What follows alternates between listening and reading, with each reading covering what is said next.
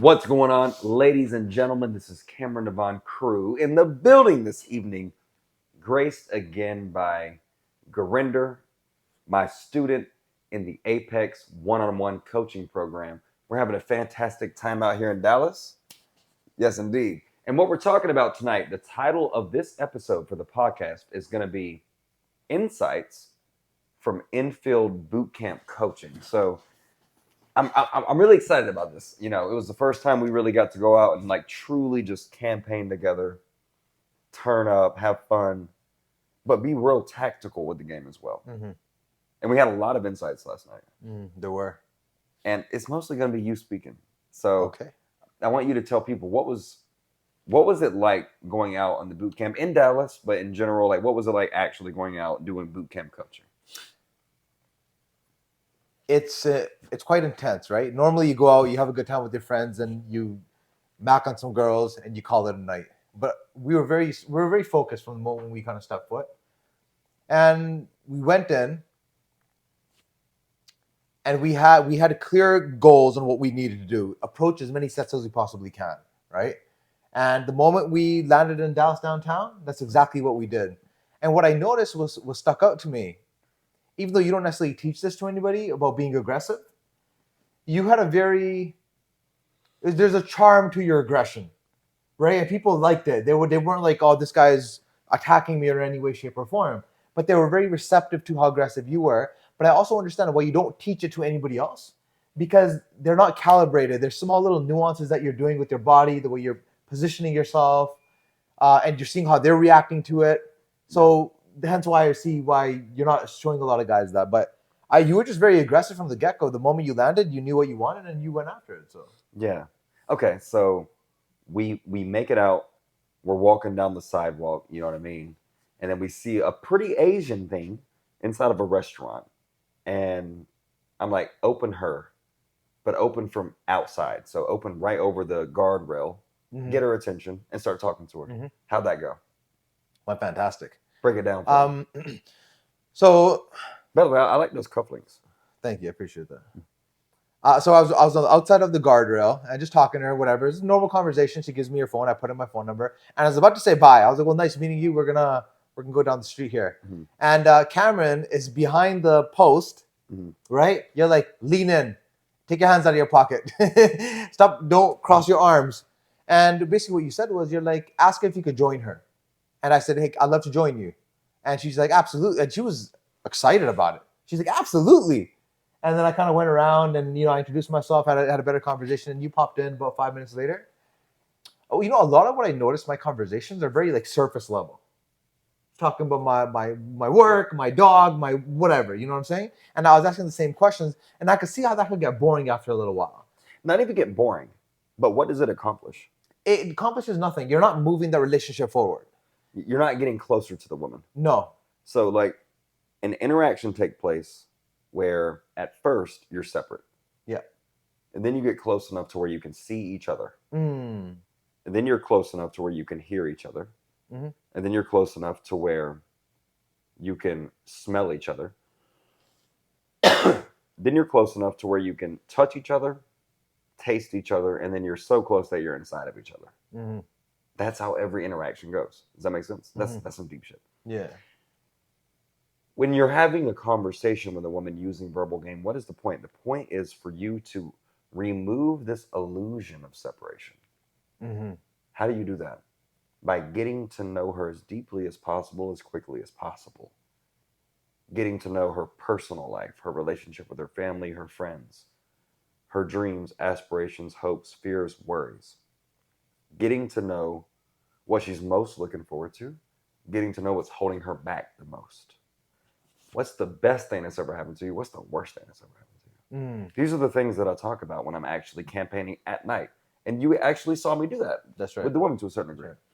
To the point where she opened up about being trafficked as a child. I know. And surviving I know. And I was listening to the conversation when you were asking her the questions. But also keep in mind, she kept looking around. She's very dodgy. And you weren't going to put up with that. You called her out. And then she tried, no, it's not. I don't trust you. I'm just like that. I was raised a certain way, this and that. And then she started talking about being trafficked. And I'm sitting there. I was like, wait a second. we don't know this woman for more than 25 minutes. She's telling us about the time she was trafficked. And You want that.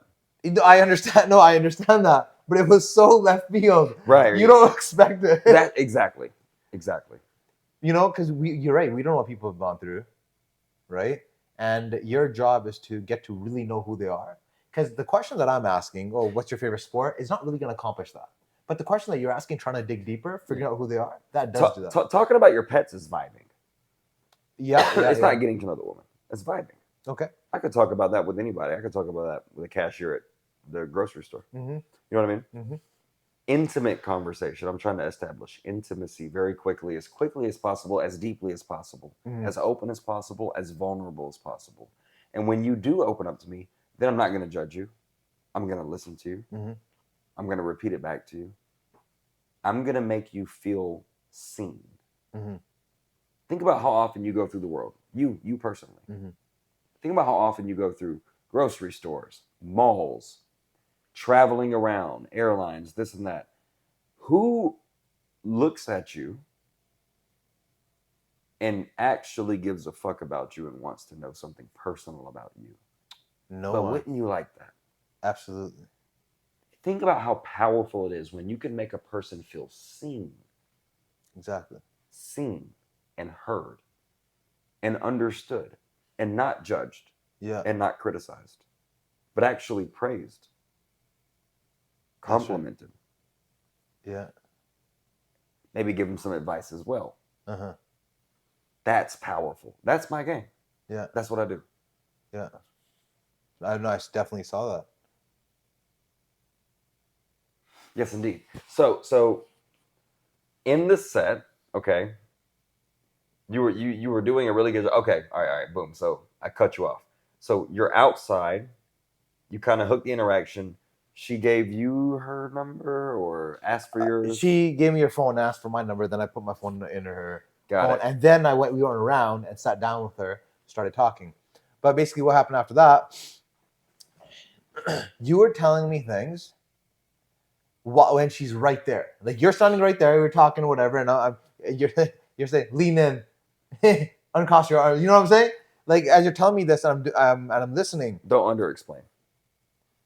Yeah. So you're literally walking me through what you would do if you were sitting in my shoes, and you're actually speaking to me. It's not like I got earpiece in my thing. You're actually just standing right there. You're as close to the woman as I am. She could hear what you're saying. But Right. she doesn't, though. Which No, she doesn't. I know she doesn't. I know. It's weird. Because people are not that aware, bro. But anyway, go ahead. Yeah, that was ridiculous. So okay, so whatever. We do that thing, and then everything's fine. We'll just go inside. Okay, we're gonna go inside. She obviously has big time trust issues that won't cover that. Go inside. I'm sitting here. She's sitting beside me. You're sitting behind me. Yeah. And you're just telling me simple thing. Look her in the eyes. Yep. But you also want to make her feel comfortable, right? You want to let her know, hey, you're a real human being. That touch is real. The touch is for I actually want to talk about that because I was thinking about that. You remember like when I first picked you up? I remember that's so fucking weird. I touched you several times in the car, like just talking and shit. I do that a lot. Like you notice that, right? Or no? You know what? Well, I do that a lot. Okay, sure. It's not it's a learned habit. No, okay, now that I look back at it, you were like, "Yo, check us out." So boom, boom, boom. Yeah. Context is important, dude. Yeah, that's how you get really. Yeah, you relate to people. You see what I'm saying? Yeah, bro. Fuck. Damn. You know what I mean? Like, now the problem is, see, all that touch does a lot, though. Yeah, but the problem is some guys aren't calibrated. They might leave their hand for a little bit too long. They do something a little weird. Yeah. But no, even if it's not properly calibrated and you leave it on for even half a second longer than it should be, for real. Yeah. It gets weird. It changes. And the girl just like freaked out. It's a wholly different thing. Exactly. So anyway, I was talking to her, you're sitting behind me, and I'm just like, so hey, check this out. And I'm going back and forth. I'm doing it a few times. She got more comfortable. For real. Yeah. It's powerful. And then you're like, okay, she's too far away. Just bring her chair in. Make her feel comfortable. Brought her chair in. She was all comfortable. And then some was. It's not weird. If I say it's gonna sound weird, like you're touching your face. Yeah. but you actually have to be there and see how the interaction is going. Yeah, man. Like this is a game of romance. This is a game of intimacy. It's a game of love, right? Like being close to people. That physical intimacy you have with your grandparents, with your parents, obviously, with your wife, with a woman you're dating.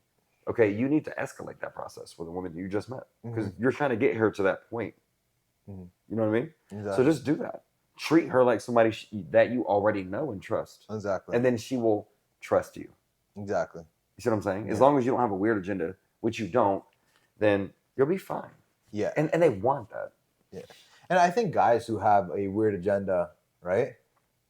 A lot of women could just smell that. They'll know. Yeah, because those guys usually have glaze over their eyes. But if you're genuinely looking to get to know people and you're genuinely willing to build a network and get married and do all these things in your life, Yeah. well, then this is something part of the process. 100%.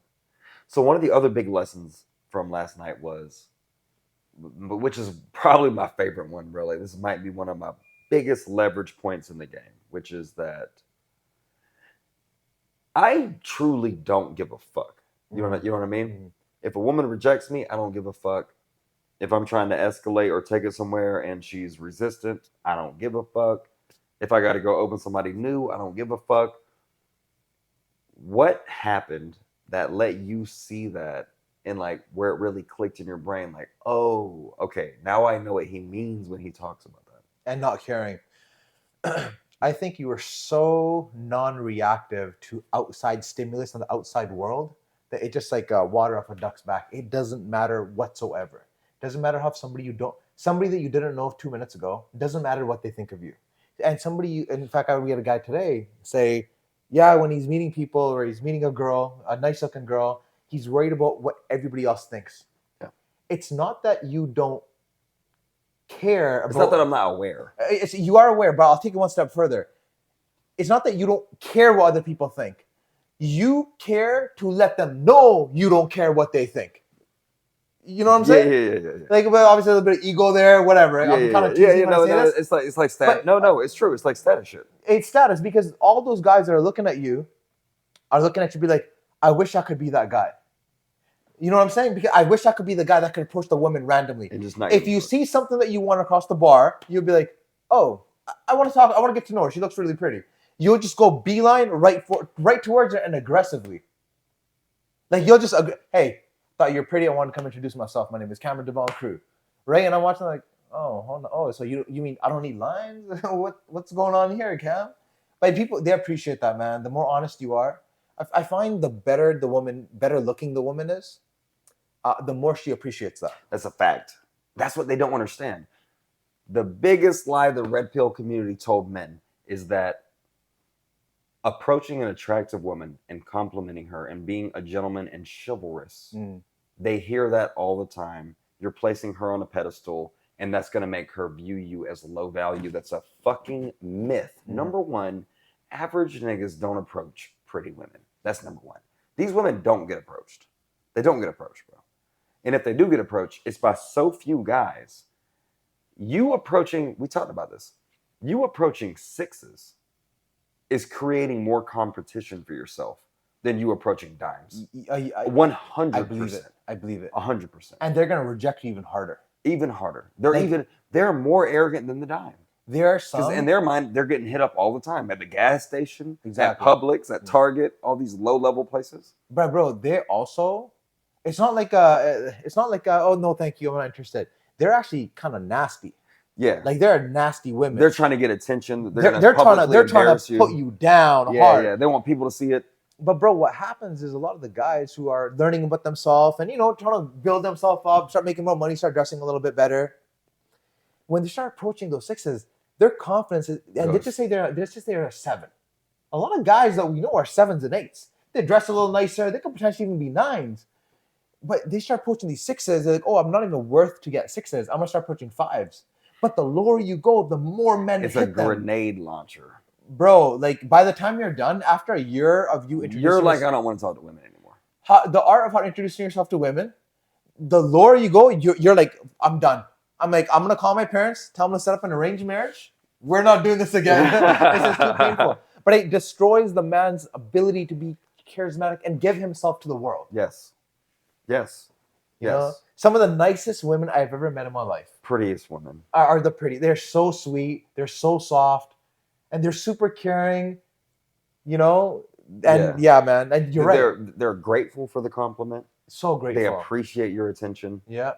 100%, bro. Yeah, and they're also the women who would be most likely to pick up the check or to buy you a drink, as opposed to the woman who's a 6.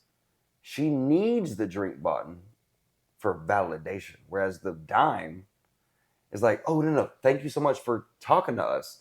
We'll get the first drink. Absolutely. And there's a grateful for the opportunity to have somebody honest so they could talk to somebody who just wants to get to know them. Yeah. And doesn't have ulterior motives. He's not looking to, he's not going in there being like, all I want to do is sleep with this woman. Hey, I want to actually get to know this woman because she's the type of woman that I want to be with. Yeah. But the girls also, I don't necessarily blame those girls who are 6s. A lot of the guys that are hitting on them, like, oh, I just want her for that night. Yeah. And then they're getting destroyed. They're also getting destroyed, right? So hence, I kind of understand where the nastiness comes from. Exactly. Yeah, because it's not genuine. It's not genuine. So they're like, all guys are garbage. So I'm gonna be that way. So I'm gonna be that as well. And then when a nice it's a guy, vicious cycle, man. when a good guy actually approaches them, which you shouldn't, but when a nice guy, Yeah. he's not super ambitious. He's nice. He respects his mom. Like whatever, Yeah. Like, like some people. That guy will be actually perfect for her. Yeah. And it brought another thing I noticed. You know how you're talking about campaigning, right? So you go out, the art of campaigning, like you find the women that are receptive to you. Yep. I think that's like. Can you break that down for people who might not know what that Yeah, means? but I'm about to take this a different way though, right? So but just break down what campaigning means. So there's a couple different ways. There's one way that's taught is you be a pickup artist, right? You go up and pick up women. You can pick up any woman you want as long as you have the right things to say. That's one methodology, right? The another one is campaigning, kind of what you talk about, where just go out, show your value to women. Don't try to impress them. Don't try to be all that. Don't talk about yourself. Talk about them and just try to get to know them. The ones that are receptive to you, entertain a conversation with them. Try to get to know them. But if you approach a girl and she's just not into you at all, she's kind of ignoring you, she's gonna be rude. Let's just say you end up getting her. Yeah. Right? Purely based off of lies or whatever. Or you drive this car, you're this big time, you're gonna be a multimillionaire, ambitious, whatever. Those are some of the nastiest relationships I've ever come across. Because what ends up happening, let's just say you end up getting married, and I know a case like this, we talked about it yesterday. You end up getting married to her, you were selling drugs when you met her, so you had all this money, and then you get married, you stop that lifestyle, and now you live in a regular lifestyle. She's getting nastier and nastier with you, and then ends up being a divorce, and you have X amount of kids together. But what you did that was different. Yes, you're campaigning, you're telling guys to, hey, go campaign, whatever, right? But you take it one step further where you are campaigning, but you don't care about the reaction but you still want that. That woman is attracted to you, even if she might not be showing it to you initially. But you deep down, and you're introducing yourself, and you continue pushing the boundaries of how you're speaking to her. Oh yeah. And you're trying to not necessarily trying to get her to like you, but you're trying to get her to see your value, not in a needy way. I'm getting past her defensive. You're getting past her defensive, but you're doing it very aggressively. Yeah. So it's actually different advice than you give us, where you're like, no, you're just campaigning, you're introducing yourself a woman. But the next level, you know what I'm saying? The next level is no. Interesting. Some guys get it done, and the other guys just get it done. They just have something, and they're obsessed with it. They're just really aggressive. I really like what you said. I give y'all different advice than what I actually do. That's right. Interesting. You're right, bro. I mean, when I campaign, I get mine, bro. Yeah. You know what I mean? Yeah. And I do it calibrated. I do it the right way. I'm a gentleman. I'm charming, but I'm dominant. I'm masculine. I'm aggressive. Yeah. I'm getting mine. You can't expect a woman to just fuck you. If she's not a slut, then she's going to naturally want to conduct herself as a woman who has chastity to a certain degree, right? Which means it's not like, oh, this hot guy in a suit rolled up and he was charming, so I just went. He said, can we go over here? Yeah. Can we go back to my place? Yeah. Can you ride my dick? Yeah. No, it's not like that. Right? If she's worth shit as a woman, she's gonna not try to fuck you. That makes sense, yeah. Right? So you have to, and they like that though. What?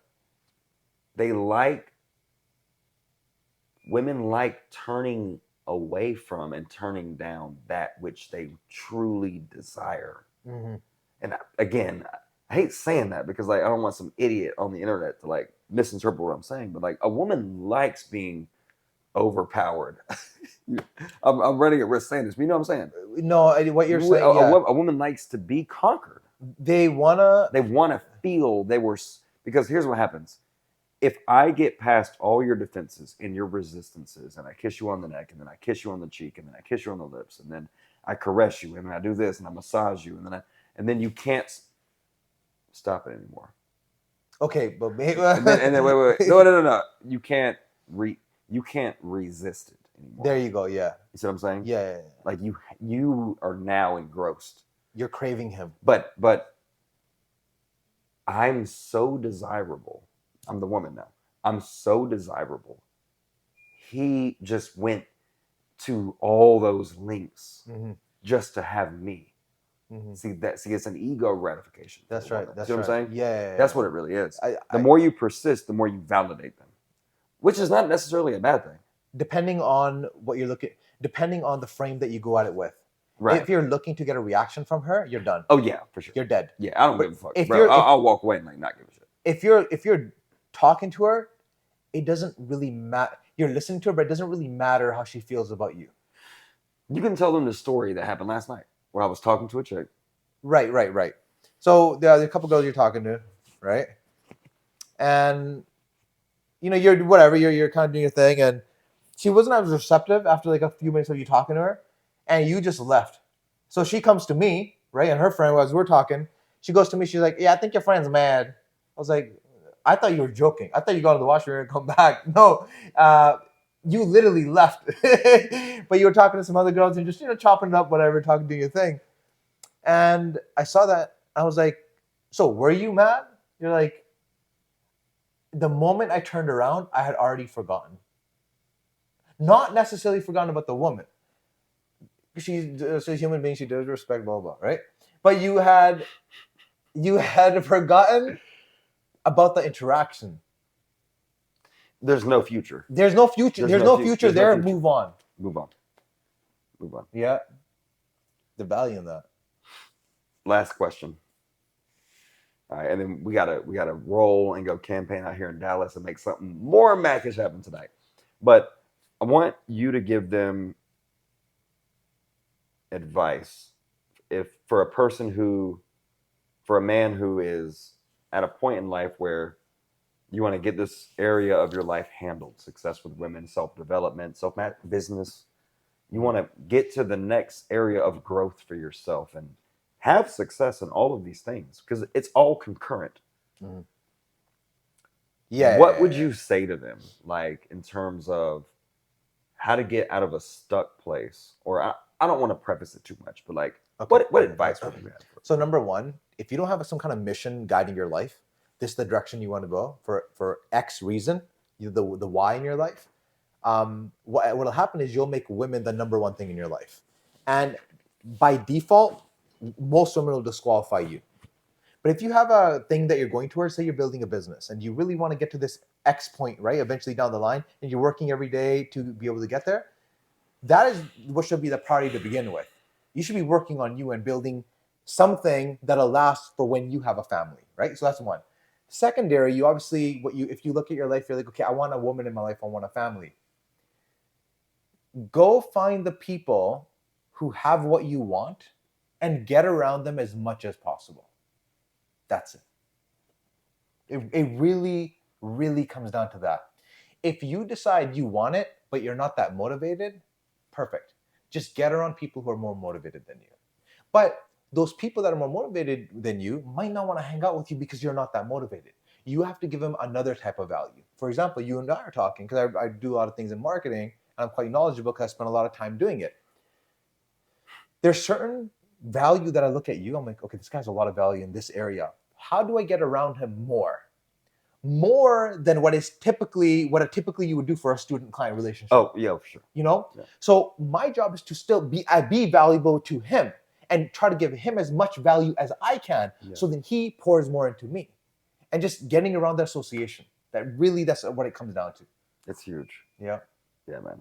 And having a network of people, and if you're feeling down, or if you're, you don't feel like going out, and You know, what else are you gonna do? I mean, you say you want a family in 12 months.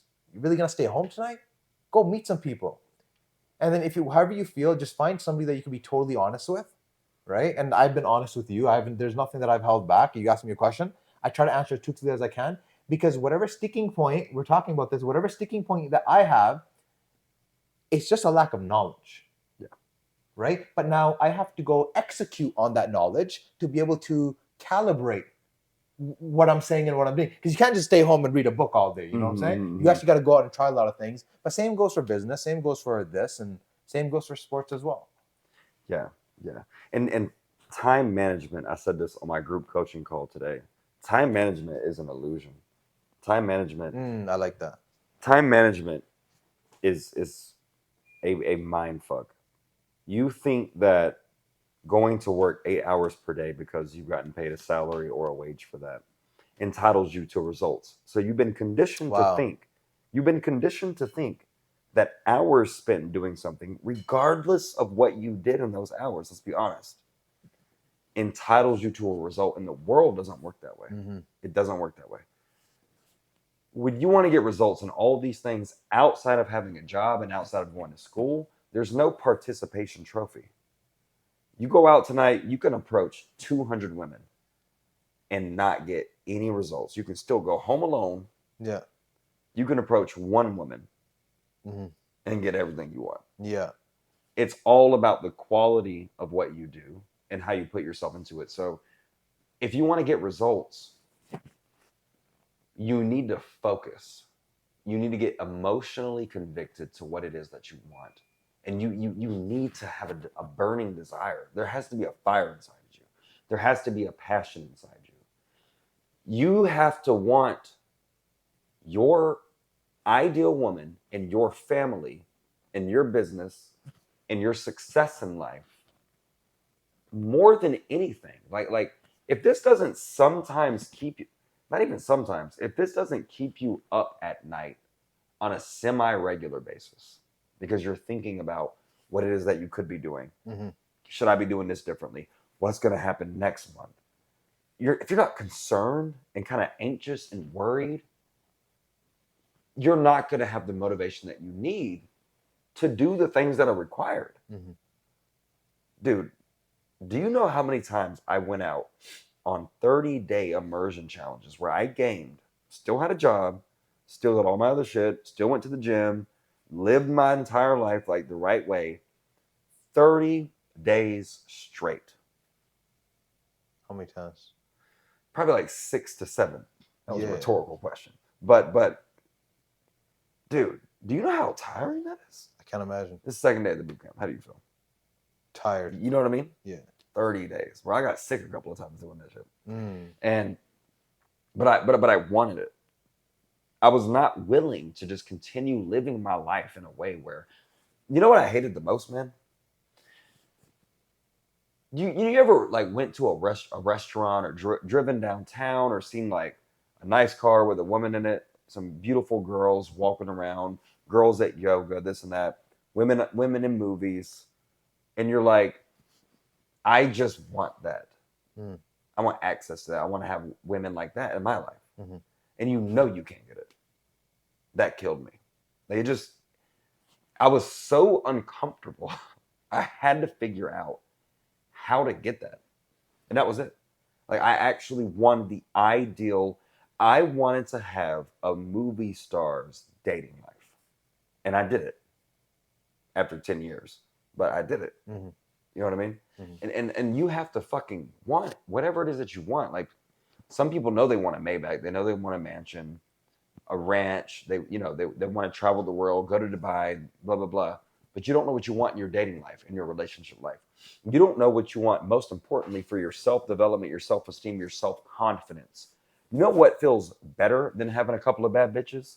Feeling like that dude when you walk around everywhere and you never have any concerns and you're always happy. Yeah. Because when you look in the mirror, and you said it today, we turn the camera on and shoot the video, and you're like, damn, I'm handsome. And I'm like, bro, I say that shit like a couple of times a day. Every time I see myself, I'm like, fuck. And you gotta believe it. And well, it's objectively true, my boy. You know what I'm saying? I'm playing, but is that not a beautiful feeling? It is. You know, a couple times as I'm downtown, I felt that what you're talking about. I say this often, but you feel 10 feet tall, bulletproof. Yeah. When you're walking, a certain maybe it's a certain song that triggers it or something, but it happens in moments. I don't know how I feel. Maybe you feel it 24/7, but it happens in moments, and then it comes in waves. it comes. Okay, fair enough. It comes in waves, right? Yeah. But man, it's a phenomenal feeling. It's a great feeling. And you're not on any drugs or anything like that. I could imagine that's what drugs feel. Right. Like where you're just like so high on yourself. Yeah. You're like, man, I could. I've heard people describe cocaine that way. You could run through a wall. That's how good you feel. Mm-hmm. And I see the allure of it. I can do anything right now. I could literally do anything. Mm-hmm. It lasts for like 5 seconds. And I'm just like, I need some of that back. But let's get it. And our brains are naturally wired to have those waves if we're just living in completeness of who we need to be. Yep. That's the thing. That's enough of game for y'all tonight. Again, ladies and gentlemen, Cameron Devon Crew here. Another episode of Jaguars Den Podcast. I'm going to do the yee or me. What's that? I'm going to do the yee or me. One of you take care of this time. Okay. And then I'll... Yee! Groovy. Y'all stay tuned for the next episode. And give a special thanks to Gurinder for showing up, giving y'all some good game, man. Love this dude. We're about to go turn up. Enjoy your life.